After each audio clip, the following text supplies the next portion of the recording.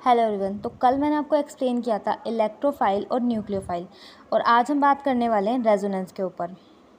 Organic chemistry में 2 type के effect होते हैं, एक होते हैं परमानेंट, एक होते हैं टेम्पररी। तो उन परमानेंट इफेक्ट में 3 टाइप्स होते हैं। फर्स्ट होता है आपका inductive effect, second resonance, third होता है हाइपर कंजक्शन। तो ये तीनों जो इफेक्ट होते हैं ये परमानेंट होते हैं, इनका इफेक्ट हमेशा परमानेंट रहता है। एक होता है आपका टेम्पररी इफेक्ट, वो होता है इलेक्ट्रोमेरिक। तो आज हम बात करने वाले हैं इस वीडियो में रेजोनेंस के बारे में कि रेजोनेंस होता क्या है। अगर सिंपल लैंग्वेज में आपको बताऊं कि रेजोनेंस क्या होता है, तो रेजोनेंस एक बहुत ही सिंपल सी चीज़ है। Resonance in chemistry refers to the phenomena where multiple structure can be form due to the delocalisation of electron.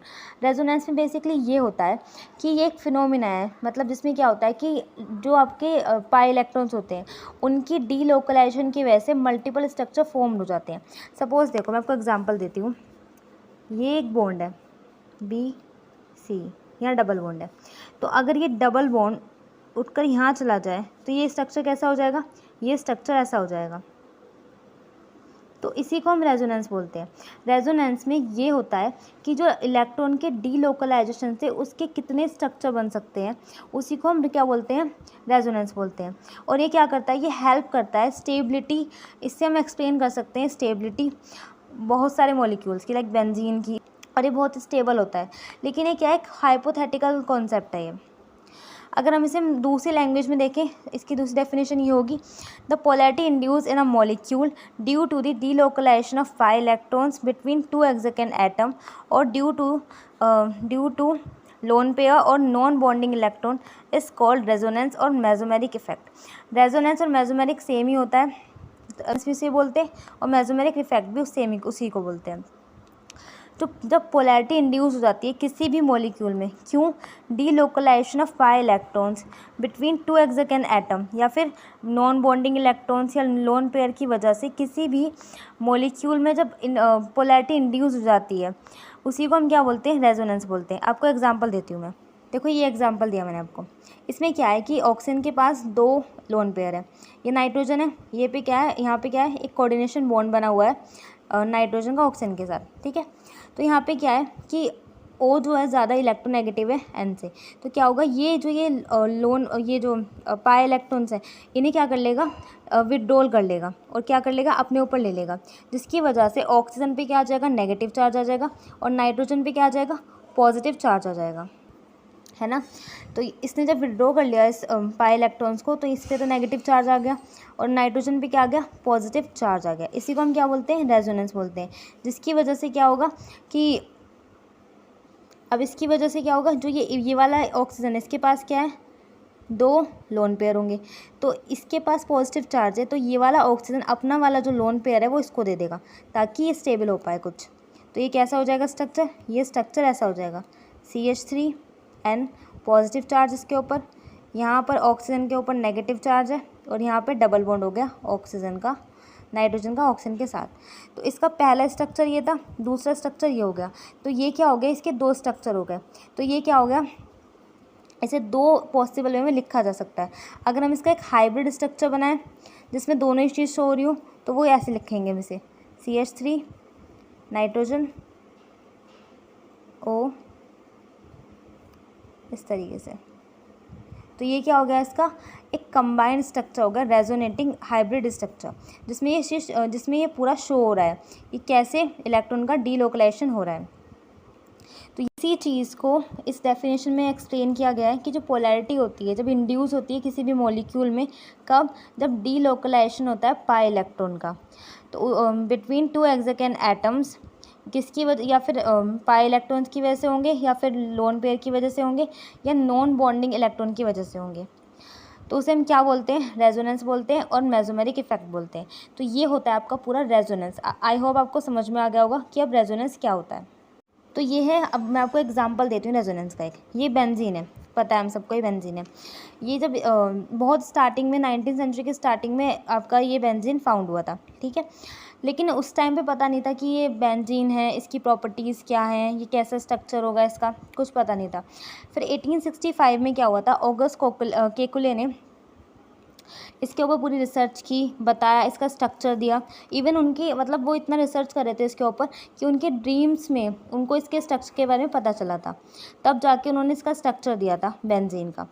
Problem ये हो गई बेंजीन के स्ट्रक्चर में, उस टाइम पे ये प्रॉब्लम आ रही थी कि 6 ही कार्बन थे और 6 ही हाइड्रोजन थे, कि उसका स्ट्रक्चर कैसे बन सकता है। क्योंकि हमने एल्केन में देखा है इस तरीके से होता है, एल्कीन में देखा है ऐसे होता है, तो उन्हें पता नहीं चल पा रहा था कि ऐसे सिर्फ 6 कार्बन से और 6 हाइड्रोजन से कैसे कोई स्ट्रक्चर बन सकता है। लेकिन फाइनली 1865 में ऑगस्ट केकुले ने इस स्ट्रक्चर को फाइंड किया, बताया और उसके 2 स्ट्रक्चर दिए, ठीक है। लेकिन बात यहाँ भी बहुत ज़्यादा प्रॉब्लम यहाँ भी आई, ये 2 प्रॉब्लम आई इस चीज़ में। हमें पता है कि कार्बन कार्बन के बीच का जो बॉन्ड लेंथ होती है वो होती है 154 पिकोमीटर, और कार्बन कार्बन के बीच में जो डबल बॉन्ड की जो डबल बॉन्ड होती है उसकी जो बॉन्ड लेंथ होती है उसकी वो होती है 134 पिकोमीटर। रेफरेंस माने तो ऐसा होना चाहिए, ये जो कार्बन कार्बन के बीच में डबल बॉन्ड है ये छोटा होना चाहिए, और कार्बन कार्बन के बीच में जो सिंगल बॉन्ड है ये बड़ा होना चाहिए। लेकिन यहाँ भी ये चीज़ नहीं थी। जब बाद में रिसर्च किया गया, बहुत ज़्यादा हमने इसे रिसर्च किया इसके ऊपर, तो ये पता चला कि ये जितने भी बॉन्ड हैं वो सब इक्वल लेंथ के हैं, मतलब सबकी इक्वल लेंथ है। और जो कितनी आ रही है इसमें, सबकी लेंथ कितनी आ रही है 139 पिकोमीटर। अब साइंटिस्ट लोग बहुत परेशान हो गए कि ऐसा कैसे हो सकता है, डबल बॉन्ड और सिंगल बॉन्ड की लेंथ कैसे इक्वल हो सकती है। दूसरी बात क्या हुई कि एक होती है आपकी दूसरी बात आपकी कि बॉन्ड स्ट्रेंथ या फिर जो बॉन्ड स्टेबलाइजिंग एनर्जी होती है वो डबल बॉन्ड की ज़्यादा होती है, सिंगल बॉन्ड की कम होती है। लेकिन जब देखा गया बेंजीन के अंदर वो भी इक्वल थी, जिससे साइंटिस्ट बिल्कुल उनका दिमाग ख़राब हो गया कि ऐसा कैसे हो सकता है कि डबल बॉन्ड सिंगल बॉन्ड में कोई डिफरेंस ही नहीं रहा। तो इस कॉन्सेप्ट को सॉल्व करने के लिए भी रेजोनेंस आया।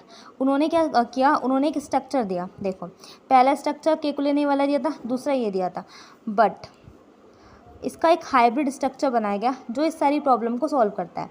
वो ऐसा था कुछ ऐसे करके,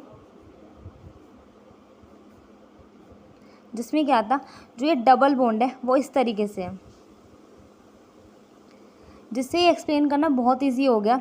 इसका ये हाइब्रिड स्ट्रक्चर जिसमें क्या है कि डबल बॉन्ड डीलोकलाइज है, मतलब कभी यहाँ है कभी वहाँ है कभी यहाँ है, इस टाइप से, जिसकी वजह से जो हमने देखा तो इसकी बॉन्ड लेंथ चेक की गई तो कितनी आई 139 पिकोमीटर आई थी। और तो ये इसका हाइब्रिड स्ट्रक्चर है इस टाइप से। इसमें क्या हो रहा है कि पाई इलेक्ट्रॉन का डीलोकलाइजेशन हो रहा है, और ये इसका हाइब्रिड स्ट्रक्चर है, और ये इन दोनों से ज़्यादा स्टेबल भी है। तो इसलिए ये जो प्रॉब्लम यहाँ क्रिएट हुई थी वो रेजोनेंस स्ट्रक्चर ने सॉल्व की। इसका जो हाइब्रिड स्ट्रक्चर है उसने सॉल्व किया कि कैसे इन दोनों के बीच में क्या आ रही है, इसकी बॉन्ड लेंथ आ रही है। क्यों? क्योंकि ये जो पाई इलेक्ट्रॉन्स है वो क्या है, डीलोकलाइज है। इसी वजह से क्या है, इसकी बॉन्ड लेंथ ना तो सिंगल बॉन्ड वाली आ रही है ना डबल बॉन्ड वाली आ रही है, बल्कि इनके बीच की आ रही है। तो ये है उसका हाइब्रिड स्ट्रक्चर ऑफ बेंजीन। और जो ये हाइब्रिड स्ट्रक्चर होता है, जो इसकी एनर्जी होती है वो इन दोनों स्ट्रक्चर से क्या होती है, कम होती है। क्यों? क्योंकि ज़्यादा स्टेबल होता है इन दोनों से। बट ये क्या है, आपका एक पूरा तरीके से हाइपोथेटिकल कॉन्सेप्ट है, ये सिर्फ एक्सप्लेन करने के लिए सारी प्रॉपर्टीज़ को। और एक बात और कि जो आपके रेजोनेंस होते हैं इसमें सिर्फ पाई इलेक्ट्रॉन्स का मूवमेंट होता है, जो आपके सिग्मा बॉन्ड होते हैं उनका मूवमेंट नहीं होता है।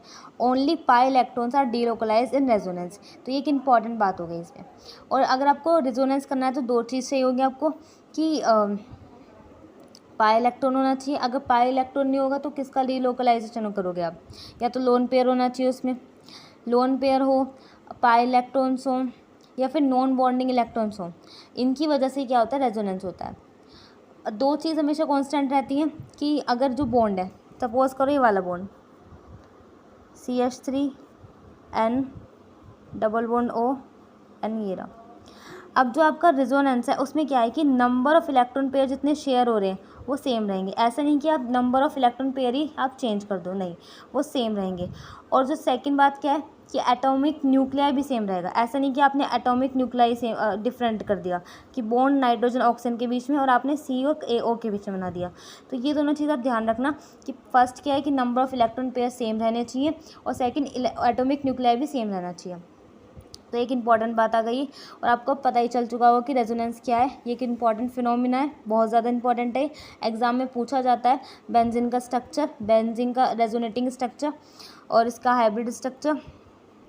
आई होप अब आपका सारे कॉन्सेप्ट क्लियर हो गए होंगे। नेक्स्ट वीडियो में हम बात करेंगे बेंजीन के रेजोनेटिंग स्ट्रक्चर जो है वो बनाकर देखेंगे। तब तक के लिए पढ़ाई करते रहें and thanks for watching the video.